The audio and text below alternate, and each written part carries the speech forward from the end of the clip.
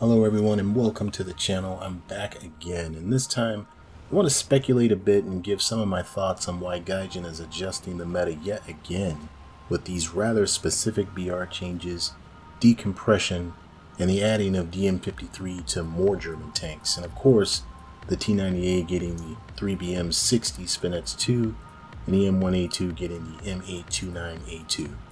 I think in December, which is usually the last big patch of the year, we're going to see some strong additions, and even into early next year things I think will get even more serious at top tier. Alright, enough waffling. Let's go. So first up, I want to talk about tank ammunition. The three most played nations have the best ammo for their MBTs, and it's getting even better. I think the reason Gaijin is fortifying the top nations with the latest ammo right now is because the Israeli ground tree is expected to be very good, and the balance could be skewed badly upon introduction if they don't make preparations now. Gaijin hasn't previewed anything to us in the ground tech tree, and they certainly haven't told me anything, but I think we can make some educated guesses. So my thoughts on this is that the Israeli ground tech tree from 10.7 to 11.0 BR is going to be pretty strong.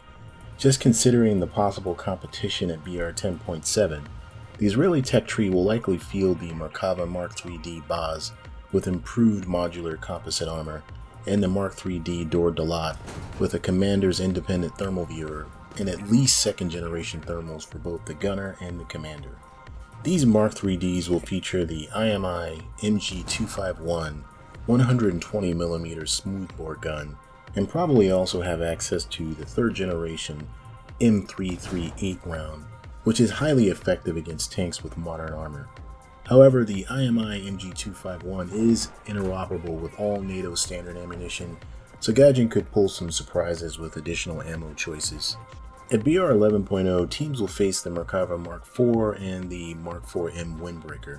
The base Mark IV uses the removable composite armor from the Mark 3D on the sides of the vehicle on the top of the turret.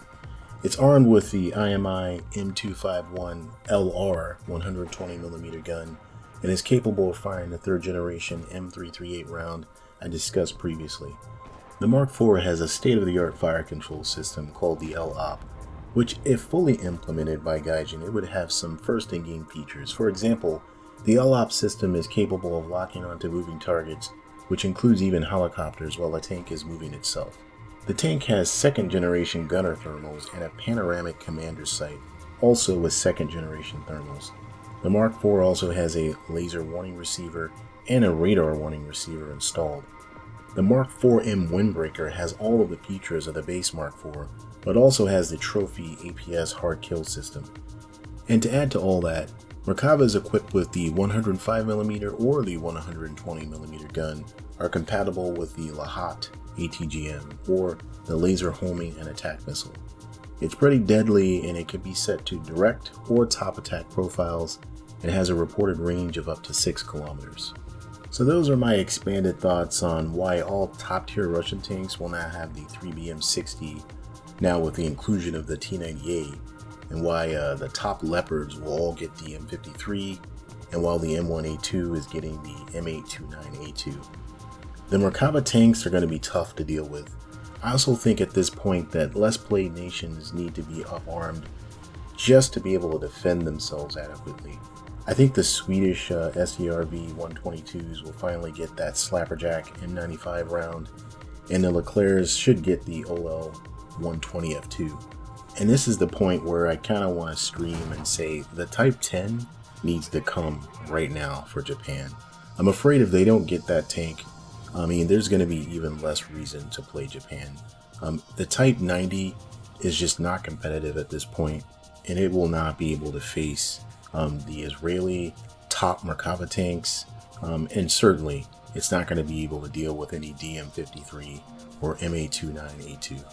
So let's move on to aviation. With the F-4EJ Kai and the MiG-23MLD going up to 11.3, I think we're about to see some competition enter the fray to face those jets. France, Italy, and the US are overdue for a new competitive jet. This means we'll perhaps see at a minimum the Mirage F1. They are moving both Mirage 3s down to 10.3, so it's possible now. We might even see the F-104 ASA, because I know that's all they're going to do for Italy right now.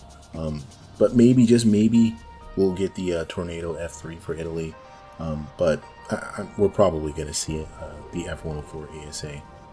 And for the US, I feel the F-14 has to be coming soon. At 11.3, I think that jet could be viable now. I mean, it won't be able to go too far down tier. But in my heart, I just know we're going to get another dang F4. Probably the F4S or the F-4J. At 11.3, we may even see some expanded use of all-aspect IR missiles for new jets coming in directly to 11.3. So for whatever those new jets are that are coming into 11.3, AM9Ls as far as the eye can see. That sounds nice, doesn't it? Alright, finally, let's get to the helicopters. If the Ka-52, the Mi-28 and M, and the British Apache are going to 11.3 just to get them out of 10.0 battles, I think we can't be far off from the AGM 114L Hellfire, the fire and forget version that's millimeter wave radar controlled. I think that could be on the way for the longbow. And if the Apache longbow is going to get the fire and forget Hellfires, it's going to go to 11.3 as well. Alright, and that's the video for today. And thanks for stopping by and hearing my thoughts on this. But what do you think? I mean, I put a lot of stuff in here. But I think a lot of these things are just preparation for what's coming. I mean, it has to be. I mean, they're moving a lot of stuff around. They're giving tanks like, you know, the Leopard 2A5 and the Leopard 2PL, the DM53. We know what happened when the 2A6 came in with the DM53. It just wrecked shop, and it's been wrecking shop for a year. So I think they maybe have learned some lessons, and they're just getting ready for when new additions come into the game, namely the Israeli tech tree.